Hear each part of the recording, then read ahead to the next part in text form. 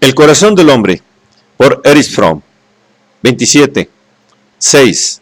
Libertad, determinismo, alternativismo. 6.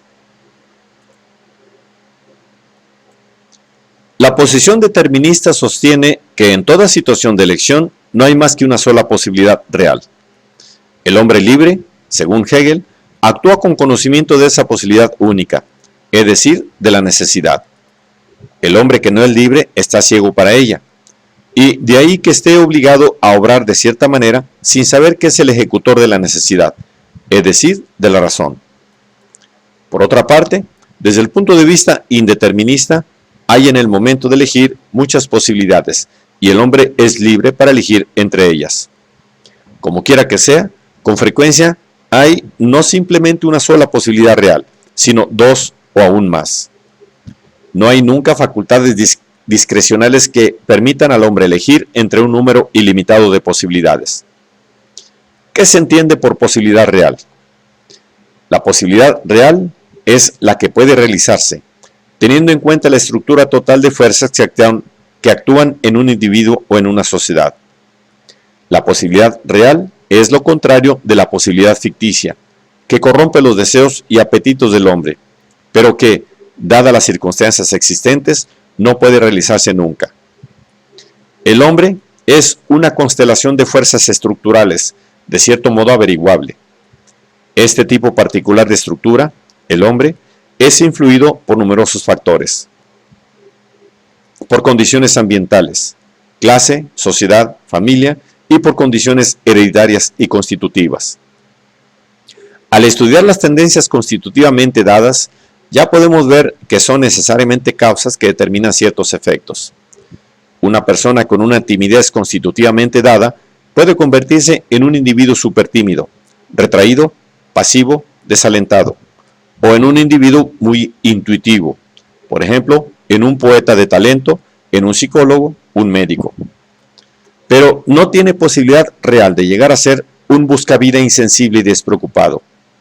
El que siga una u otra dirección depende de otros factores que lo inclinan. El mismo principio puede aplicarse a la persona con un componente sádico constitutivamente dado o adquirido en hora temprana. En este caso, un individuo puede llegar a ser sádico, o por haber combatido y vencido su sadismo, puede formar un anticuerpo mental particularmente fuerte que le hace incapaz de obrar cruelmente, y le hace también muy sensible a toda crueldad por parte de otros o de él mismo. No puede llegar a ser nunca una persona indiferente al sadismo. Volviendo desde las posibilidades reales en el campo de los factores constitutivos a nuestro ejemplo del fumador de cigarrillos, este se encuentra ante dos posibilidades reales: seguir siendo un fumador en cadena o no volver a fumar ni un solo cigarrillo. Su creencia en que tiene la posibilidad de seguir fumando, pero solo unos pocos cigarrillos, resulta una ilusión.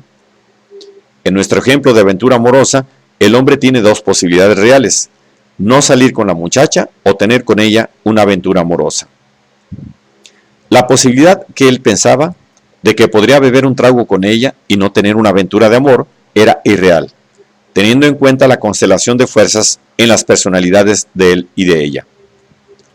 Hitler tuvo una posibilidad real de ganar la guerra, o por lo menos de no perderla tan desastrosamente, si no hubiera tratado las poblaciones vencidas con tanta brutalidad y tanta crueldad, si no hubiera sido tan narcisista, que no consistió nunca en una retirada estratégica, etc. Pero fuera de esas alternativas no había posibilidades reales. Esperar, como él esperó, que podía dar salida a su destructividad contra las poblaciones vencidas y satisfacer su vanidad y presunción no retirándose nunca, y amenazar a todas las otras potencias capitalistas con el alcance de sus ambiciones y ganar la guerra, todo esto no estaba dentro de la gama de posibilidades reales. Lo mismo es cierto de nuestra situación actual. Hay una fuerte inclinación hacia la guerra, causada por la presencia de armas nucleares en todas las partes y por el miedo y la desconfianza mutuos que eso engendra.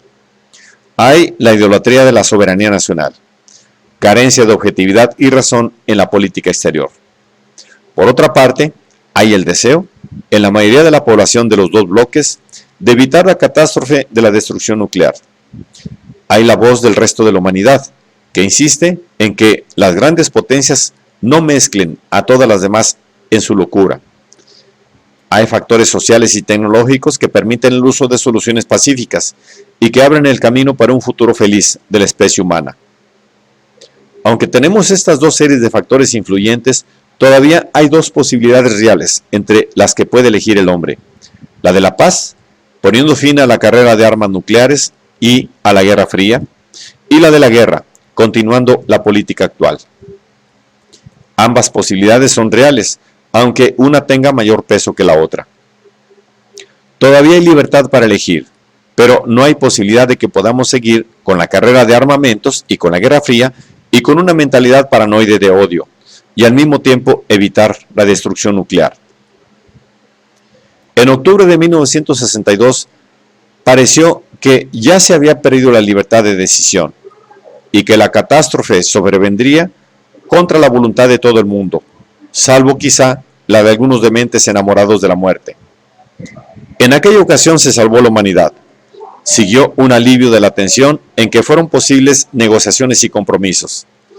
El tiempo presente probablemente es el último en que la humanidad tendrá libertad de elegir entre la vida o la destrucción. Si no vamos más allá de arreglos superficiales que simbolizan la buena voluntad, pero que no significan la comprensión de las alternativas dadas y sus respectivas consecuencias, se habrá desvanecido nuestra libertad de elección. Si la humanidad se destruye a sí misma, no será por la maldad intrínseca del corazón del hombre, será por su incapacidad para despertar a las alternativas realistas y sus consecuencias. La posibilidad de la libertad está precisamente en reconocer cuáles son las posibilidades reales entre las que podemos elegir y cuáles son las posibilidades irreales que constituyen las ideas deseos por las que tratamos de ahorrarnos la desagradable tarea de tomar una decisión entre alternativas que son reales pero impopulares, individual o socialmente. Las posibilidades reales no son, naturalmente, tales posibilidades, son ilusiones. Pero el hecho infortunado es que la mayor parte de nosotros, cuando nos hallamos ante alternativas reales y ante la necesidad de elegir, que requiere comprensión y sacrificios, preferimos pensar que hay otras posibilidades que pueden perseguirse.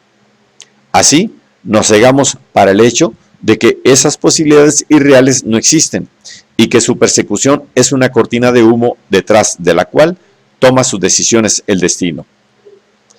Viviendo con la ilusión de que se realizarán posibilidades inexistentes, el hombre se sorprende, se indigna, se ofende cuando alguien elige por él y tiene lugar la catástrofe no querida.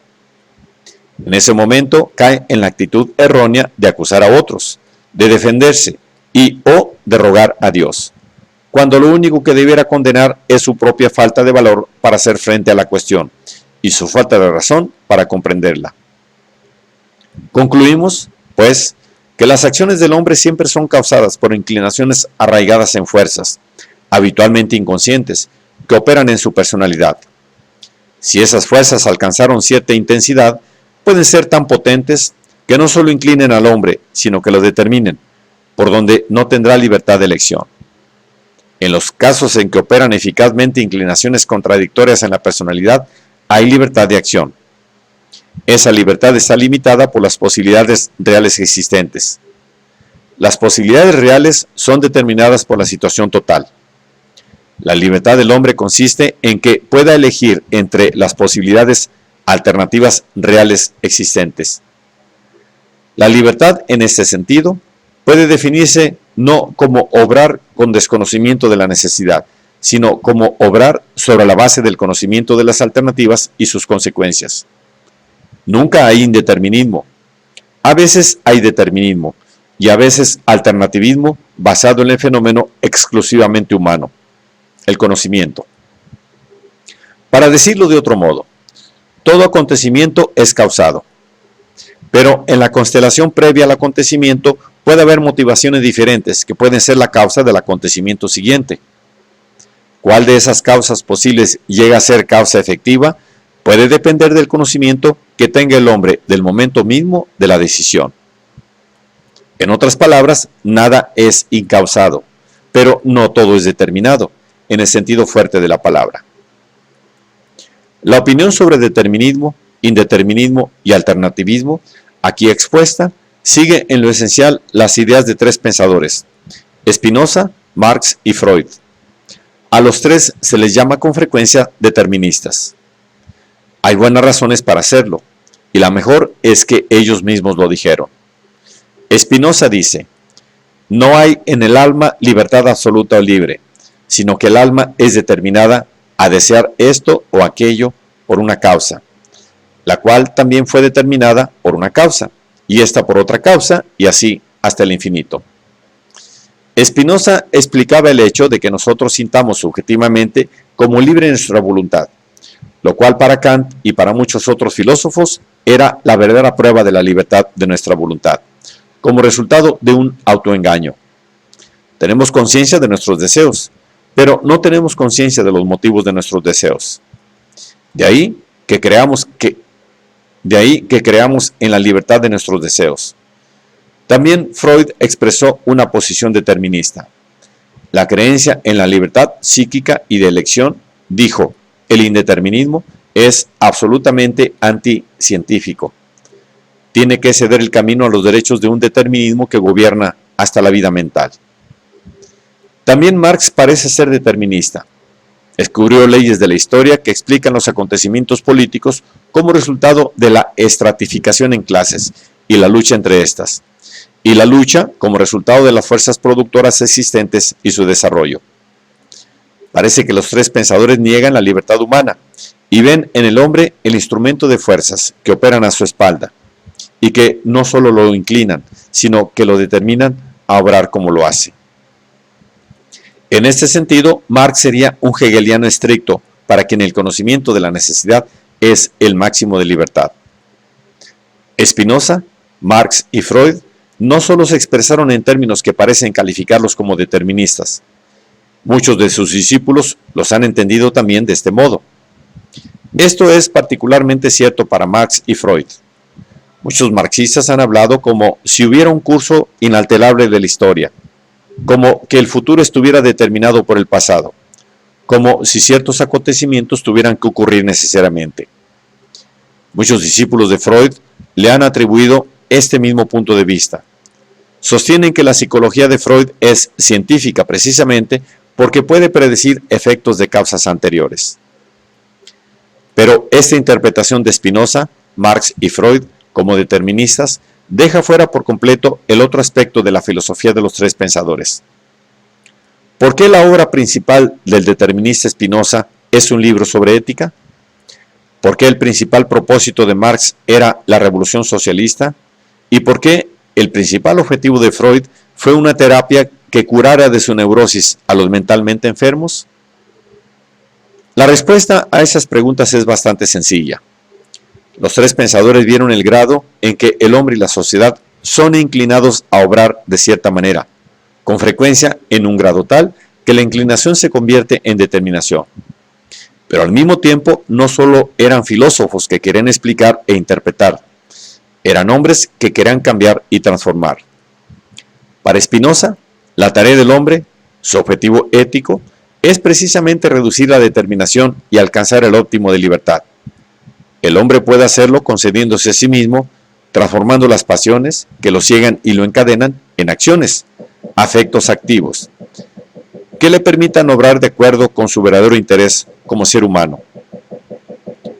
Una emoción que es una pasión deja de ser una pasión cuando nos formamos una imagen distinta y clara de ella. La libertad no es nada que nos sea dado, según Spinoza, es algo que dentro de ciertos límites podemos adquirir por conocimiento y por esfuerzo. Tenemos la posibilidad de elegir si tenemos fortaleza y conocimiento. La conquista de la libertad es difícil y por eso la mayor parte de nosotros no la tenemos. Como dice Spinoza al final de la Ética. He terminado, pues, todo lo que deseaba exponer acerca del poder del alma sobre las emociones y sobre la libertad del alma, por donde se manifiesta cuán poderoso es el hombre sabio y cuánto supera al hombre ignorante que es arrastrado solo por sus deseos. Porque el hombre ignorante no solo es distraído de diversas maneras por causas externas, sin conseguir nunca la verdadera aquiescencia de su espíritu, sino que además vive, por así decirlo, ignorante de sí mismo y de Dios, y de las cosas, y tan pronto como deja de sufrir, en el sentido de Spinoza, de ser pasivo, deja de ser. Mientras que el hombre sabio, en cuanto se le considera como tal, apenas si es perturbado en su espíritu, sino que, siendo consciente de sí mismo, y de Dios, y de las cosas, por cierta necesidad eterna, nunca deja de ser, sino que siempre posee la verdadera aquiescencia de su espíritu. Si el camino que señalé como conducente a este resultado parece extraordinariamente difícil, puede, no obstante, ser descubierto. Necesariamente tiene que ser difícil, ya que tan rara vez es encontrado. ¿Cómo sería posible si la salvación estuviera lista al alcance de nuestra mano y pudiera encontrarse sin trabajo, que fuera descuidada por casi todos los hombres? Pero todas las cosas excelentes son tan difíciles como raras.